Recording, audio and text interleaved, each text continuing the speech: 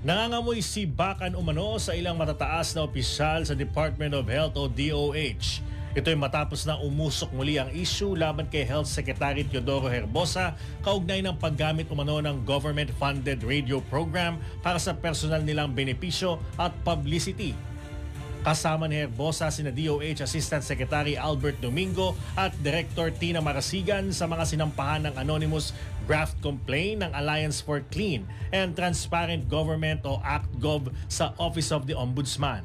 Kaugnay ito ng umano'y personal benefit nila sa 98 million pesos na kontrata para sa radio program ng DOH.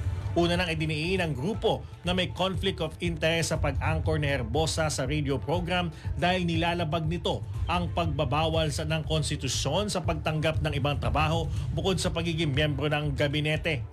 Nakasaad din sa reklamo na ang asawa ni Marasigan na si Franco Reyes ay executive ng Media Servicio Production Corporation o MSPC, ang content provider ng radio station. Samantala, idinepensa naman ni Herbosa ang sarili laban sa mga reklamo laban sa kanya.